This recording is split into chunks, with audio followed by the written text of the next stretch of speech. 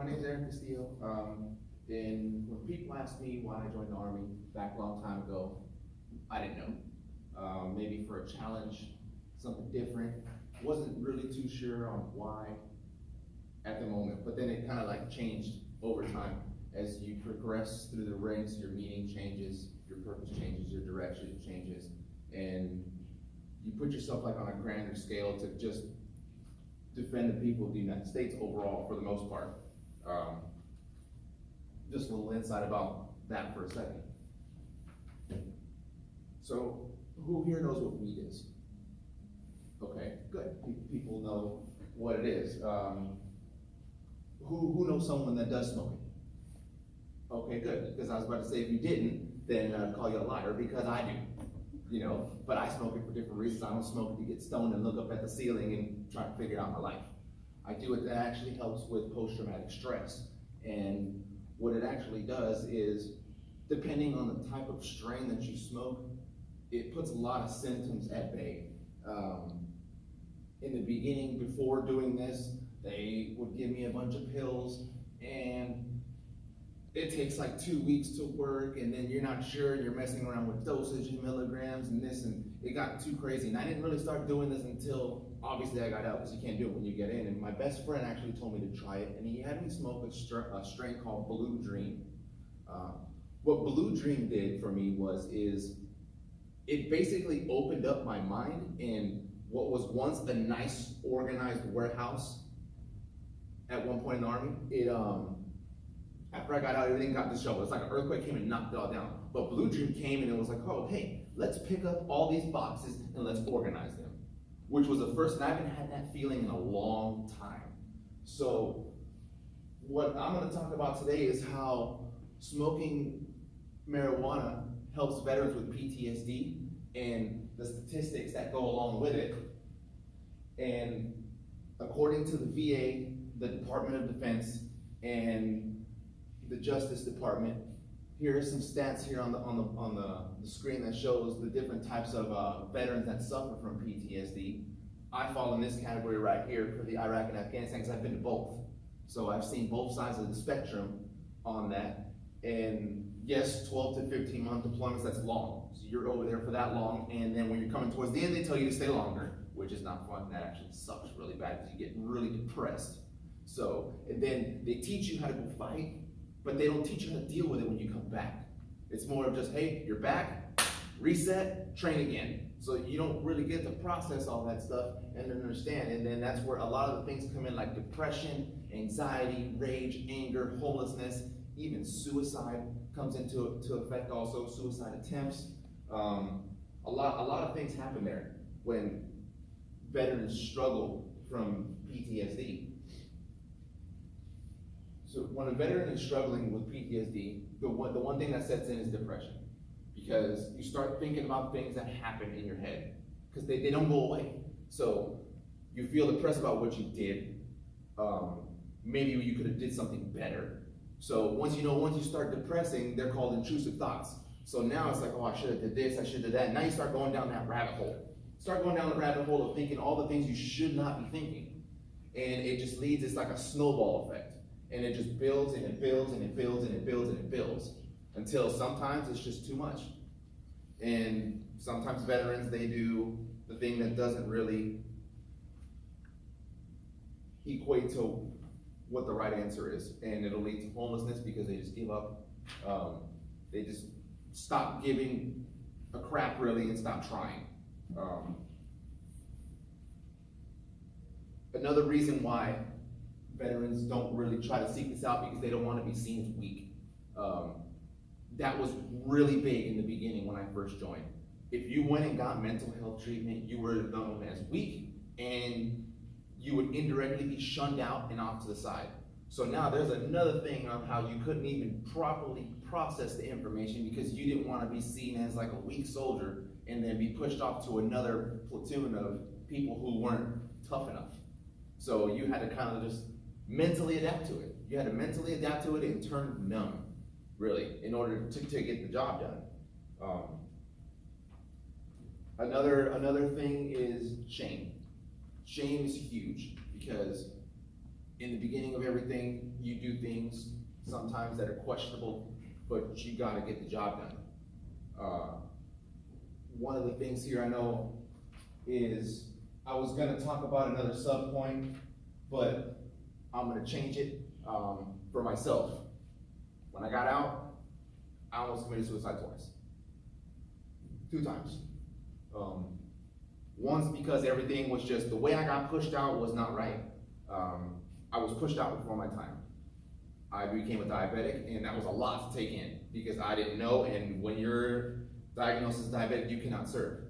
And I was at 17 and a half years, on track to be promoted to the next level, to be in charge of more soldiers. So that was a lot. On top of that, getting out, going through a divorce, my kids not knowing who I am, so it was all tumbling. And if it wasn't for a good friend of mine who like literally saved my life, that was the first time I probably wouldn't have been here. The second time, I was actually at my friend's house, and my soon-to-be ex-wife continued with messages and overbearing. I had no car, I had no house, I was isolated, and again, he came and saved my life. Then I started getting the right treatment. I went to an inpatient facility in Chicago, which helped process all the information and just helped me deal with all the crap that happened here. Like, right there, all of it. Just ripping Band-Aids off left and right, like, okay, process this, process that. What was the worst emotion? And it helped. I don't have those thoughts anymore. On top of all that, I had a blackout. I got arrested. Like, it was just complete nightmare. So now, like, this helps. So now I'm on the right track. I still have my job. I got another car. I just moved into an apartment. So because of that, everything started building up. So now I'm gonna show you something just to kind of hit it home a little more. This is a video that talks about, and he's a tanker who went through post-traumatic stress. And it's a music video that he talks about triggers. So I'll play that real quick, it's about 3 minutes long.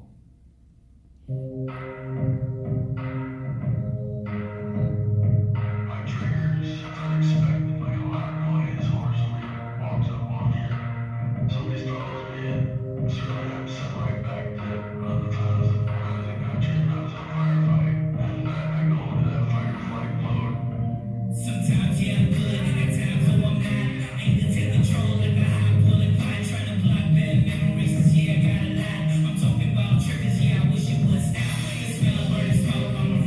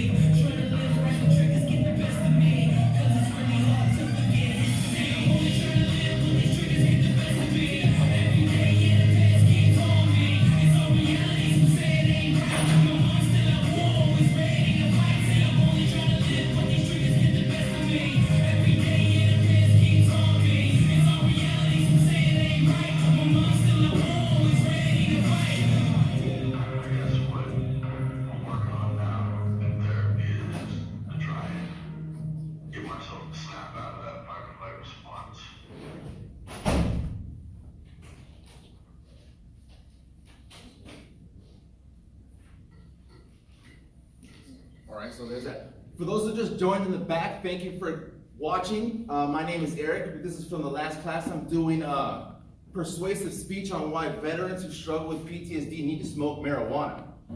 Right? Okay, cool. So now, after watching that video, this is what veterans happen. This is what happens. This is what we deal with. This is what we see. This is the struggle we go through. So there's an app called Leafly, which I think some of y'all might know what it is. What it does is it talks about a certain strain and it gives you all the effects about what it does. It tells you what's good, what's bad, and these are actual reviews by people who smoke it. Some doctors go review on there. There's medical things, there's negatives. Like this one's called Girl Scout cookies. No, it doesn't taste like that, okay? But here's the effects. You're happy, you're relaxed, euphoric, and depending on what you want and what you're looking for, you take the specific strain that you want. And it helps. It helps put a lot of those symptoms at bay. It helps put the symptoms of homelessness, suicide, depression, anger, rage. It pushes all that stuff to the side. It's not like a Band-Aid, but it helps. It's better than taking pills and messing up all your insides with the long-term effects. So in conclusion, I think that if people actually get smart, and maybe the people of this app and the VA, because they're actually starting to do studies with CBD and THC. I think if they actually work together, we can minimize the pills, and veterans can actually smoke marijuana for medicinal purposes and not sit there laying on the floor staring at the ceiling, stoned off their ass, but actually be driven with the certain strains that make you get up, that make you go do work, make you actually pursue stuff in your life, like how it helped me and it actually changed my life. So, thank you very much, and for those in the back, thank you for joining and watching the rest of the video.